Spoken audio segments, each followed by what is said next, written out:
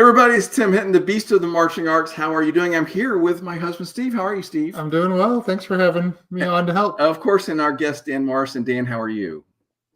I'm great. Thank you. So Dan from Happy Not Satisfied. Dan, you're so nice to be here and talk with us tonight.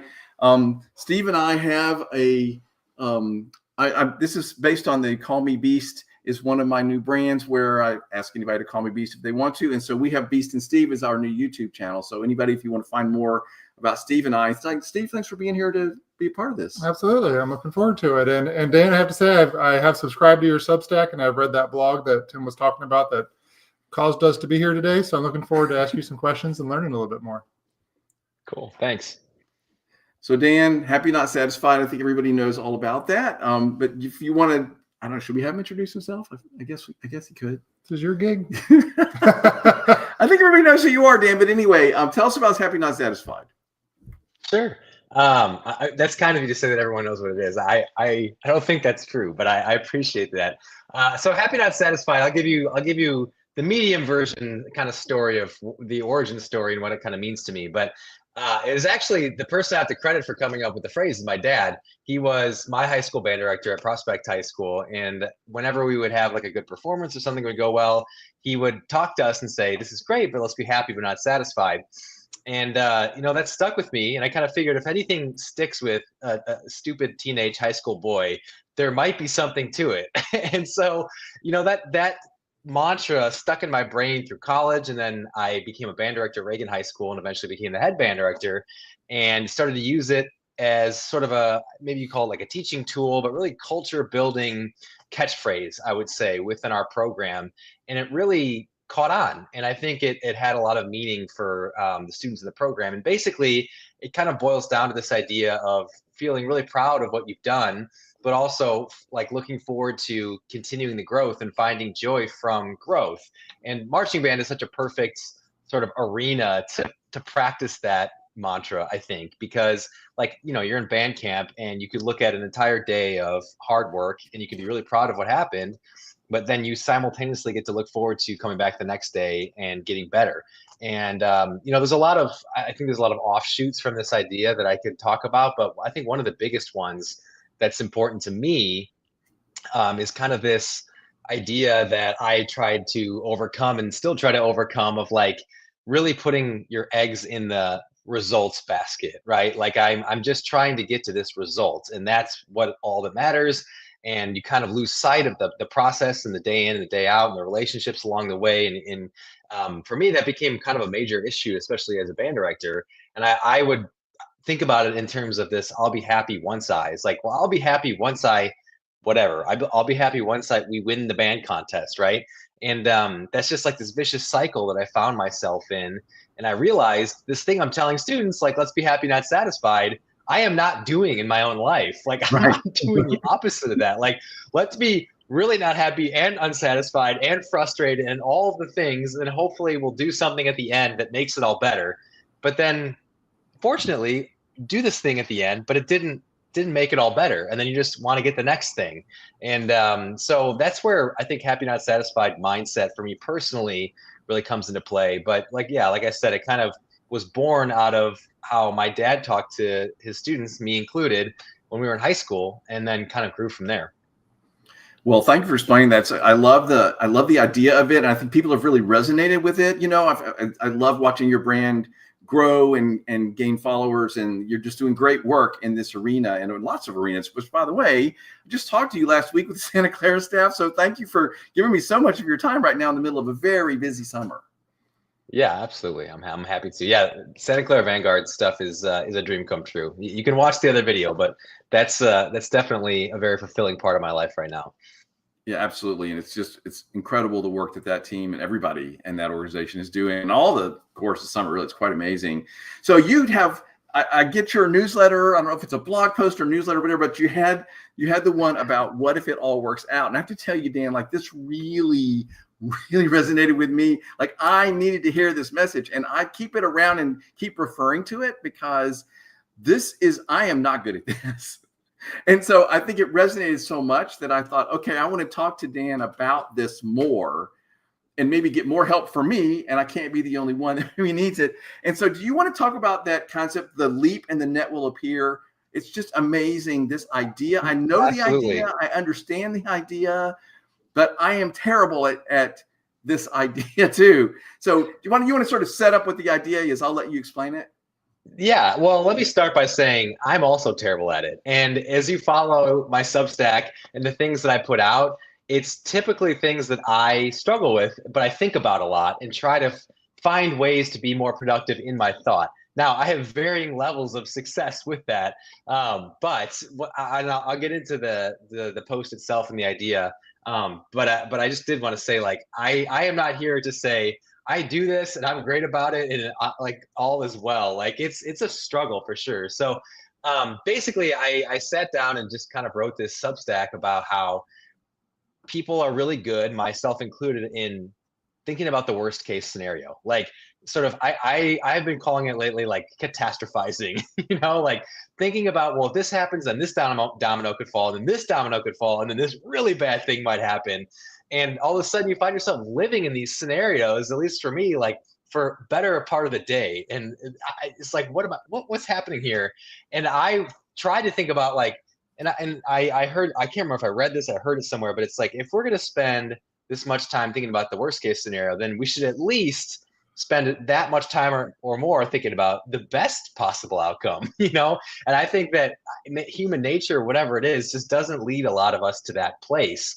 And when things do work out, it's like it feels good, but for whatever reason, it's hard to remember that and build on that. And then the next time things come around, we kind of default back to the spiraling. That's another word I use a lot, spiraling. And the busier I get and the more stressed I get and the more that's going on, the faster I find myself spiraling.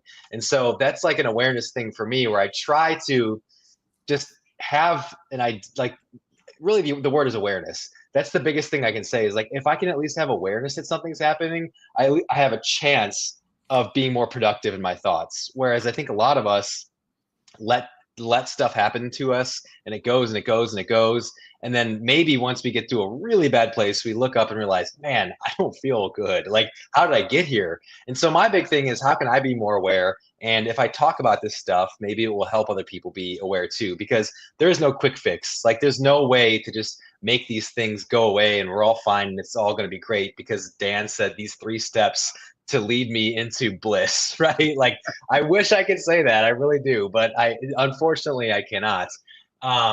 And as far as that, the leap and the net will appear, I have to give credit to Richard Floyd on that. When I was making a really big life change, and I ended up leaving my job at Reagan, not because I didn't like it, just because it was time for me to kind of pursue new things. And I ended up going to business school and like all of this very uncertain stuff. And he was in my office, and he was a really great mentor, and he would come out and rehearse the band. If you don't know Richard Floyd, he's this absolute legend, band director, musician, teacher, mentor, all the things. I wasn't sure exactly what he would think about me, like leaving this job. And he was so kind and so gracious. And he said those words to me, leap and the net will appear. And that was one of those moments, like I can see him sitting in the chair in my office in front of me, just thinking about it, because it was such a like a special salient moment, because it's like, it's very difficult, I think, to convince yourself of that. I think a lot of us stay in situations that aren't right, or don't pursue the thing that we're actually passionate about, or try because we don't think the net will appear. There's a chance it might not, right? But there's also a really great chance that it will, but that's scary. And I think a lot of us think the worst case is actually a lot worse than it really is. Like, if you try something that doesn't work, you can just stop and go back to kind of what you were doing. I just don't think we think of it in those terms. It's like, everything's going to fall apart. It's going to be terrible. People are going to think I'm such a disgrace and all this stuff. And, but that's just our brains, pushing against us. It's not reality. And I've, kind of decided to take several leaps of faith in my life and in my career that I'm so glad I did. And none of them worked out exactly how I thought, but they all worked out. You know what I'm saying? Like, right. Everything worked out. And I'm thrilled with my life and my situation. And, it's like, you can't put the dots together of your life until you look backwards. You can't really, you don't know what's going to happen. But I do think there's something to be said for that positive outlook of, it may not be what I thought it was going to be, but there's a really good chance this works out and it may end up being better than I even thought. And that's happened to me many times too. And I attribute that honestly to just kind of taking some risk and pushing through the initial inertia of, well, it'd be easier just to stay doing what I'm doing. So I don't Right. know if that answers your question. Yeah, I no, don't even no, it's remember what your great. question was now. Yeah, no, that was great. It was great. And it's interesting that you mentioned the catastrophizing thing and the spiraling, because I'm very, Yeah. very familiar with those. And one of the real things that I knew, okay, I'm getting better. My life is progressing. When I realized, when I could see it coming, like, oh, you're doing that. Like, this was a big moment Yeah. for me, Dan. It's like, oh, you're doing that catastrophizing thing. You're going down the spiral, and once I recognized it, I felt like that was huge progress for me, because then I could like go, oh, you can stop doing that now. Like, you know what I mean? Like, I think being aware that I was doing it was a huge step forward for me. I just think there's so much power in awareness. That's really what anytime I'm trying to like get a message out or spread something, I'm never doing it from a place of, I'm going to tell you the ways to make this all better. It truly is like telling personal stories and then hoping that something connects and then hoping that people have a little bit more awareness the next time it happens. Because to your point, like right now, I feel like I'm going through like an insanely busy time and a very stressful time. And there, I mean, I have my moments still, like of feeling bad for myself or whatever. But I was just talking to my wife, like I can tell I'm handling it better than I used to be able to. And I really think it's because as I'm going through it, I know it's happening. I know what to expect. I know that it's going to feel stressful, but I also know it's going to be okay. And so like that at least helps, as opposed to having no awareness. And like we've been talking about, it spirals until you get to a point where the people around you, you're probably like, where do my friends go? It's like, well, dude, we don't want to be around you right now. You know what I mean? Like, so, and I've definitely been there for sure with students before I kind of found wellness and stuff, with friends, with family. Like, I know that I can get to a place that's unpleasant. And so I'm always working for everyone around me and myself, try to avoid that as much as I can. I like how you talk about, people don't want to be around you when you're looking at the bad side of the coin or looking at what could happen, and then it affects your mood, which affects their mood, which really what this all boils down to is, having an optimistic look ahead rather than a pessimistic one, based on what I've heard and what I've read on your blog, which I absolutely love, because it is so easy to catastrophize, as you said, and that holds back so many people from taking a risk or taking a chance to have an amazing experience, whether it's proposing to somebody like your wife, or if it's making a move or changing careers. If you don't take that first step, you don't know. Even just going on a trip, or absolutely, like, I think it's very hard to take that risk. Yeah, I think we're sort of built not to, perhaps, or people are very fearful around it, and so, but of course, as you know, once you do one of those leaps of faith and it works out okay, then you have a little more confidence for the next one. That's absolutely true. It's like it compounds. And so I think the first one or the first few are the hardest. And that's why so many people don't get there, because once you've done it a few times and you have the experience of like, I did something that other people thought maybe was a little crazy, or I thought they thought it was a little bit crazy, and it ended up being great, and it's interesting. I was teaching a leadership camp yesterday, and I was trying to get kids more engaged, and trying to get a little bit more participation and all that. And I framed it as like the idea of friction and also inertia, but friction. It's like, if you're going to be a leader and you're going to do this, there's going to be times where you have to go down a path that has some friction, not just the path of least resistance. And it takes like overcoming a little bit of friction if you're going to raise your hand and say an answer, because you have to actually pay attention and you have to put yourself out of your comfort zone a little bit and to fully participate. There's this friction there, but I think this friction idea applies to so many aspects of life. If you want to go exercise, there's friction involved. Well, I will say this, I think, and maybe you can relate to this, like at first there's friction and then you fall in love with it and there's almost friction to not do it. But again, that takes kind of a lot to get there, right? It doesn't happen right away. It's like there's an episode of Family Guy, I think, where like Peter does one lap around the gym and then weighs himself and hasn't lost any weight and is like disappointed, right? Like, I mean, so he has not gotten to that point. But my point is to do anything that I think is actually going to make you proud in the end and give you fulfillment, and you can look back and like know you did something, you have to overcome friction. You have to do something challenging, and so if there increasingly every day in our world, you can live a frictionless life. But I think that also becomes an increasingly emptier, less fulfilled life, which is sad. And just because something is readily available or easy or right there doesn't mean it's necessarily the best thing for us. And not to get like too philosophical, whatever, but I think it's pretty undeniable that society has progressed a lot faster than our brains have evolved. And so that point alone makes it so we're not designed to have no friction. We're designed to have a lot of friction, but our world doesn't inherently have that much anymore. And so I think we have to find ways to create that in productive ways. Whether, this is going down a little bit of a different path, but whether that's exercise, whether that's working really hard, whether that's finding something or becoming an entrepreneur and starting a company, but doing the same thing you've been doing, even if you don't like it, is in a lot of ways less friction than pushing through and trying the next thing. And I think it's that friction, it's that inertia that stops so many of us from trying so many things.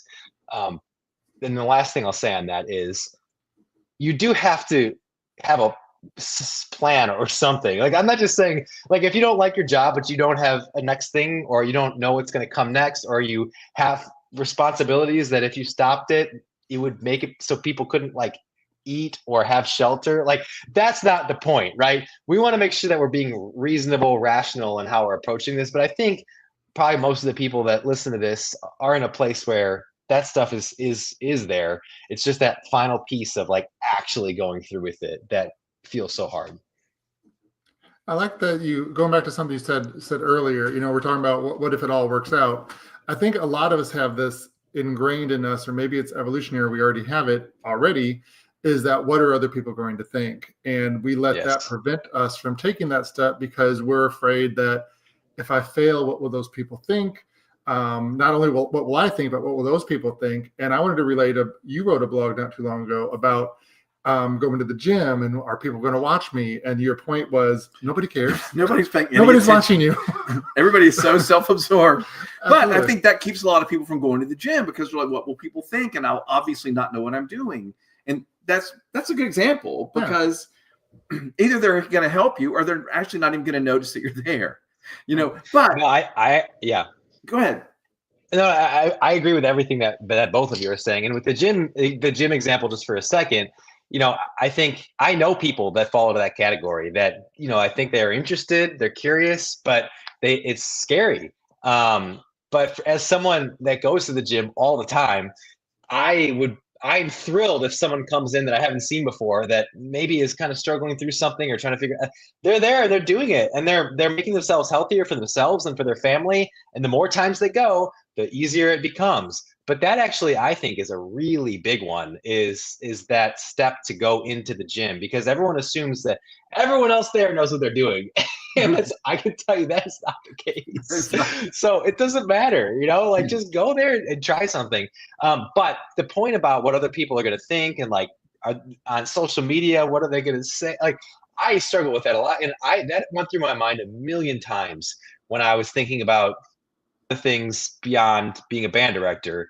Was that exactly? And, you think that no one is thinking about you as much as you're thinking about you. and I think that if we can realize that it's almost like not narcissistic, but it's a little bit selfish for us to think that other people actually are that wrapped up to care about all the details of our own lives. That's freeing, I think, when we can get to that point. And if somebody does, I mean, you're always going to have that, Right. Like somebody's not going to like what you do all the time. Like you have to, I've come to accept this. Like, I'm not going to make everybody happy. And if I try, that's just going to be exhausting. So that's a good example.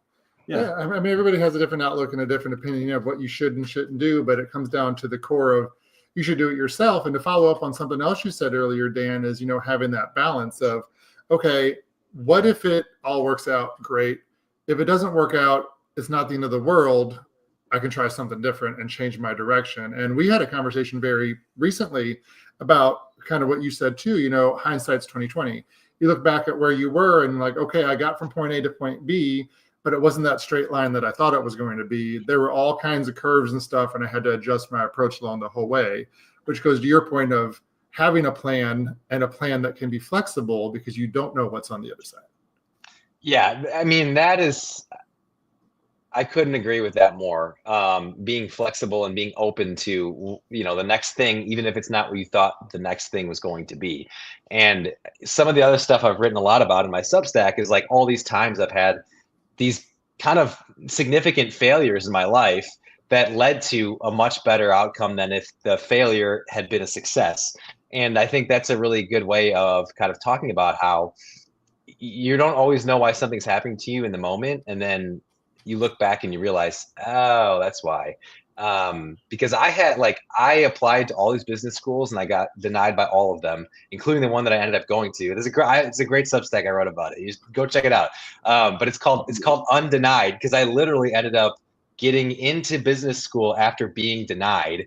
And I thought I wanted to go to these other places and all this stuff, and it's a whole thing. But like looking back, it all made sense to why that happened, and it ended up being a great story, and it ended up being the right fit. And you know, there are times where, and then in business school, you're supposed to like do this big internship, and I again like denied from all these places, and then the one right thing that I didn't even know existed ended up working out, and it was the thing I needed. I was going to stop doing marching band design. I was like, I'm going to business school, and now this is my thing. And I was meeting with a finance professor, and it was a great talk. And I told him about this stuff that I did. And I was like, well, I don't know. I mean, I'm trying to go all in on like this new stuff. And he was like, hold on a second. Seems like that's a really interesting work that you're doing. And he made some great points. So I stuck with it. And that has blown up to just a massive place that I could never have imagined. And it's doing work that I love in the activity that I grew up in, that I care so much about, but in a lane that really fits my personality and my skill set that I just never would have expected. You know, I didn't march drum corps, and I'm the program coordinator for the Santa Clara Vanguards. So like, you know, because of a series of events in my life that I could have never predicted. If you asked me in college, what are you going to be doing in 20 years? Or it's not been quite 20 years, but I would have said, oh, I'm going to be a professional trumpet player in a symphony orchestra. But I had an overuse injury and I couldn't play the trumpet the same way anymore after my junior year of college, which at the time seemed devastating. And now I'm literally thrilled that happened, because that was not my truth. I was not meant to do that. I'm not a specialized person like that. And I would not have leaned into being a band director. I wouldn't have moved to Texas. I wouldn't have met my wife. I wouldn't have my kid. I wouldn't be doing any of the things that I'm doing, you know? And so I really try to look back on those moments and reflect and realize these are the most important moments of my life. And they felt like they were failures, and they actually set me up to be totally successful in the unexpected ways that have made me fall in love with my life.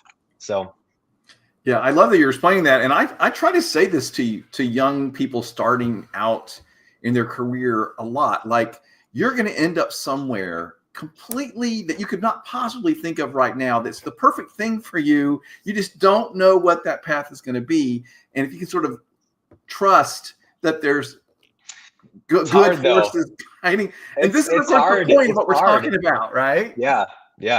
I mean, it's so almost like hard. you can't fathom it when you're young. It's just, you have to live through it. And then you realize, oh yeah, he was right. Well, right. But see, this gets to the point now of today, Dan, because like, I'm in the middle of some big things that aren't going exactly the way I thought they would, or should, yeah. I should say. And I keep trying to remind myself, I need to step back and let this unfold and see where, but I keep finding myself wanting to try to force the way I think it's supposed to exactly go. Yeah. And so I would love some reminders about stuff that I think I know that I just can't get past. Okay, I could try. I mean, I think with something like that, I mean, I'm the same way. You know, this reminds me of, and I'm always trying to reconcile this, is like, you hear this, but like people on social media or whatever, I was talking about like, you have to say no to more stuff. You have to protect your blah, and you have to say no and this and that. But then there's also the other side of that. It's like, well, you have to push through, and you have to have grit, and you have to be able to do it, and you have to have perseverance. And it's like, okay, well, which one is it? Right. But the problem is that it's both. But I think we have to like really tap into our gut and listen to which one is it? Is this something worth pushing through and sort of asserting our will on to make sure it gets there? Or is this showing me signals that like truly I need to do something different or back off or change? And that's only a question I think each of us can answer in the specific, zone that it's occurring in.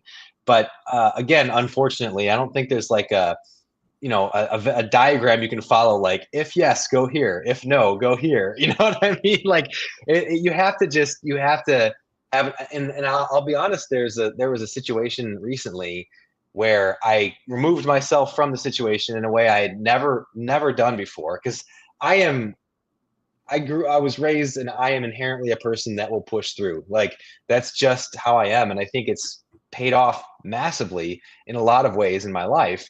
But I'm finally now realizing there were also times where I did that and it might have been okay in the end, but it caused a lot of emotional distress for me that was not commensurate with the okay it was in the end. And so now finally I'm trying to recognize those moments and trust that I should listen to my instincts on that, because I have enough experience pushing through. And I think that's part of it too, like with young people especially. You do have to have an element of like pushing through things past the point of where it's just comfortable, like the friction thing, right? For many reasons. But because I believe a little bit, and I was thinking about this yesterday, like you and me and whoever can tell people stuff all the time, but there's just some stuff that people have to do on their own, even if it's exactly how you told them it was going to go. You still have to do it and feel it yourself and feel the pain or feel the joy or feel the stress or the anxiety or whatever it brings, because there's something about our makeup where if we don't feel it, I don't know if we can truly believe it. And for better or for worse, at least in my experience, that's kind of the truth. And so I guess all that to say, like as we get to more mature points in our lives, I think we just have to trust our instincts on, is this something that I need to push on, or is this something that I need to let pass through me or pass by or be removed from me? Or let it change and let somebody else who will take the lead, and then I can just kind of see what happens.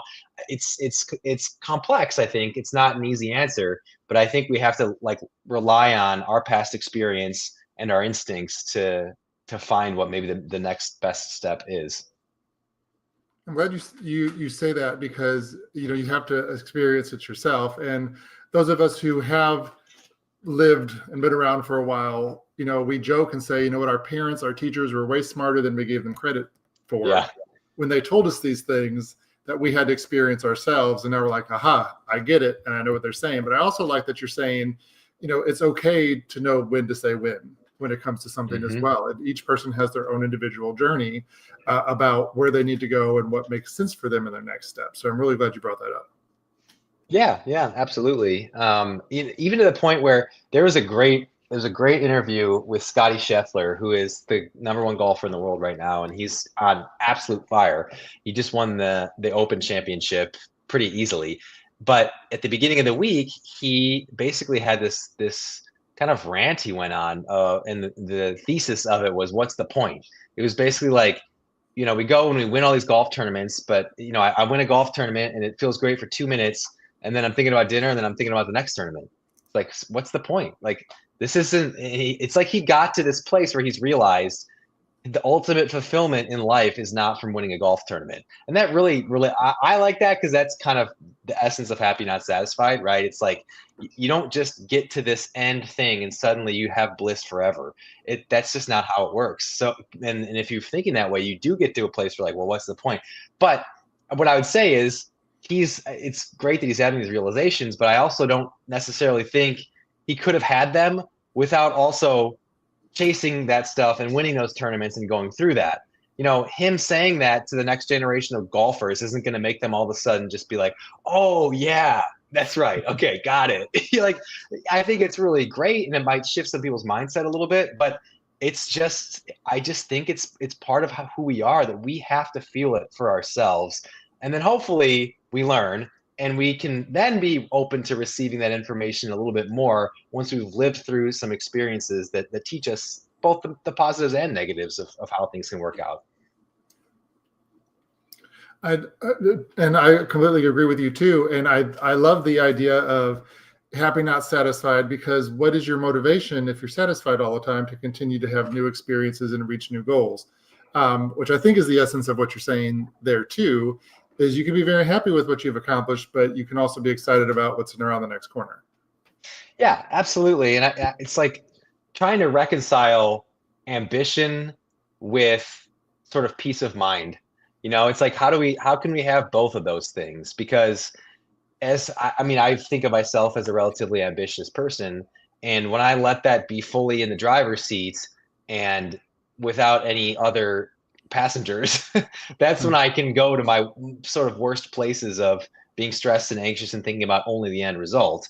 And so it's like, how do you also find a way to enjoy the ride, And that's why I try to think of it as like, well, instead of dwelling on the end, let's dwell on the journey, right? Let's dwell on the process. Let's find a way to find joy in the improvements and keep that as the perpetual thing.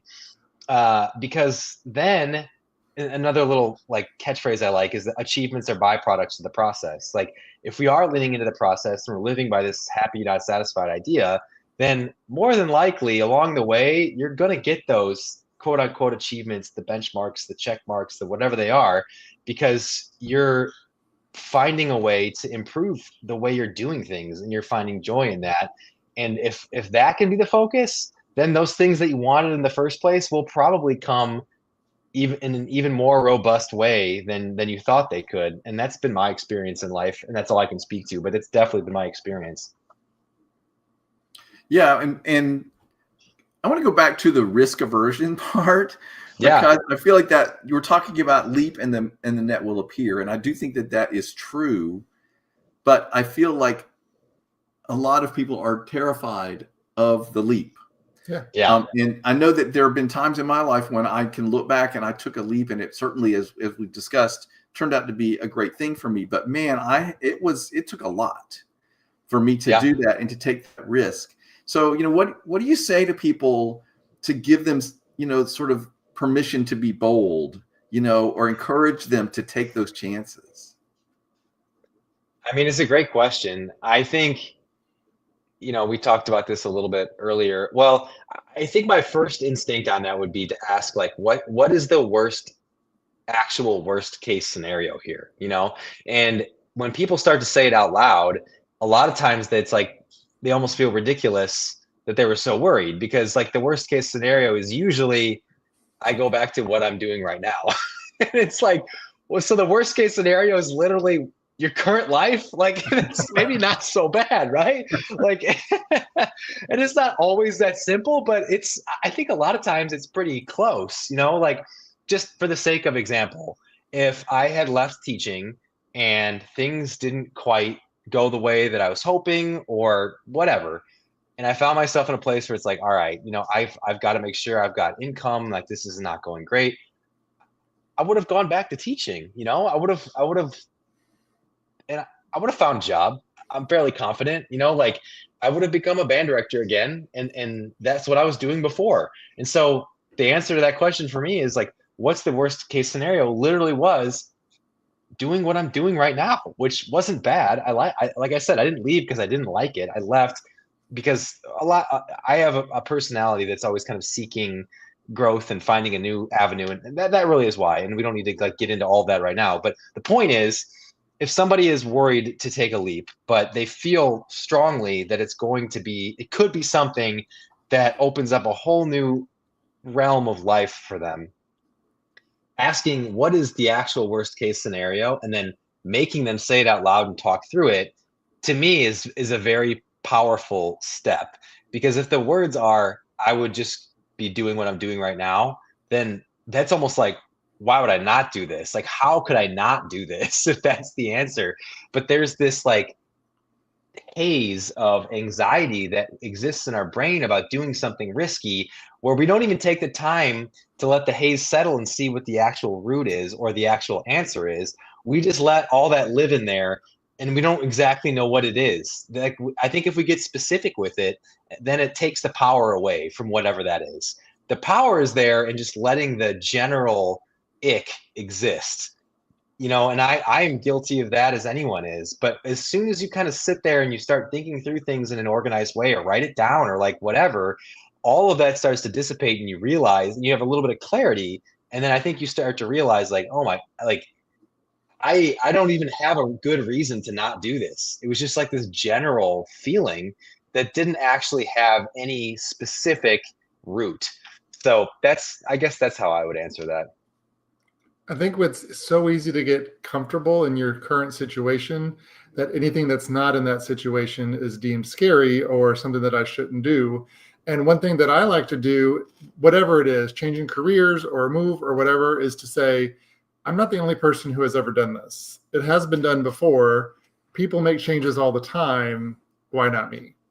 Yeah. I have a funny analogy for that my dad always says when we're at an amusement park or Disneyland or something. And he'll be like, if I was ever worried about going on a ride, I see all the old people and kids coming off and they're all fine. So I'll probably be fine too.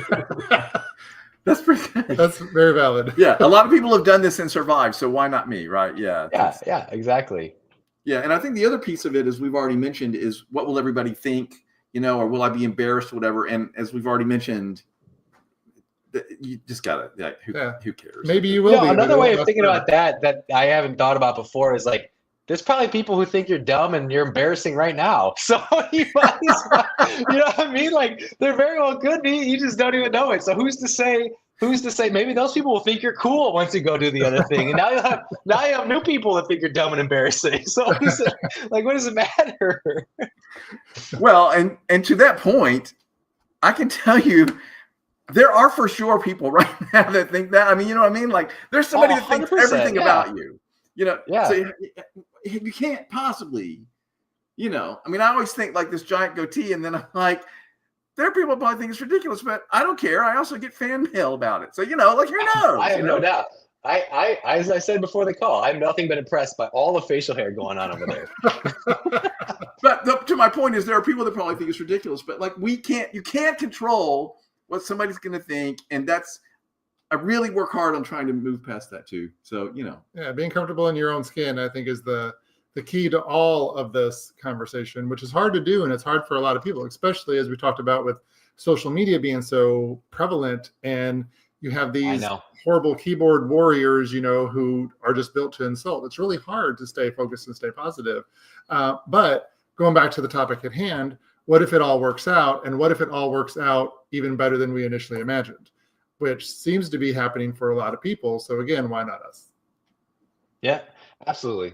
I agree completely. And I think, honestly, as you were talking, I was thinking about this. Like, I think if we can just make decisions with our North Star being this decision is going to take me closer to my truest self, I think we're going to be in good shape, and I didn't really realize that I was doing that when I was making some big life changes, but thinking back, that's exactly what I was doing. And I think now, having lived through a lot of that and done a lot of quote unquote scary things along the way, I feel like I'm closer to my truest self than I ever have been.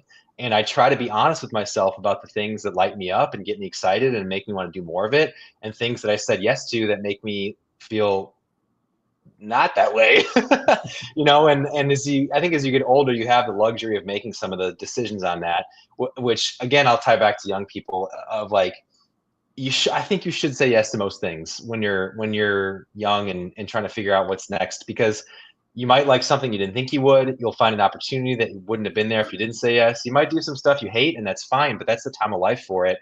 And so I think it's really confusing messaging when you hear people who have already made it in life saying, oh, say no to stuff. Oh, like make sure that you have work-life balance, all these things, which, yeah, ideally, eventually, yes. But if you're 22, like you need to go do a lot of stuff. You need to meet as many people as you can. You need to work as hard as you can. You need to like not sleep sometimes. You need to do all this stuff so that you can live through that, have those experiences, and then start to really know who you are and make decisions based on who that person is. But you've got to get there first, And so I think that the answers are different depending on what stage of life you're in. Yeah, no doubt about it, for sure. Totally agree with that. Yeah. Well, I love that you are doing sort of what I'm doing too, which is what's going on in my head right now? What lesson did I just learn? Oh, I better write that down. Let me share that. Yeah. Maybe it'll be helpful to somebody. I love that you're doing that. Is there, like, where are you? What's your next thing? Yeah. Well, I mean, I've always tried to have irons in a few fires, but obviously, you don't have to admit anything if you don't want to. No, it's it's all good. Like the marching stuff in the marching arts is going great. Actually, this is not really super related to all this, but my wife and I and our good friend and business partner Lorenzo Gomez launched something called Voice of San Antonio, and it's contributor-based content, like sort of elevating the visionary voices of the city. We launched it a few months ago, and it's really taken off, and I'm really proud of it. And so, and I know not everyone on here lives in San Antonio, but even if you're visiting or you just want to see something that I'm doing, like, it's worth checking out. And it's like on Instagram, it's at Voice of San Antonio or just voiceofsanantonio.com. But that's been a really, really fun and exciting project that I've been spending a lot of time on. But right in this current moment, marching band and drum corps is taking up a significant portion of my time, to the point where I'm like, I guiltily, admittedly, have not gotten something. I made a goal at the beginning of the year to put out one Substack a week, and I hit that every week for the first, I want to say, 5 months.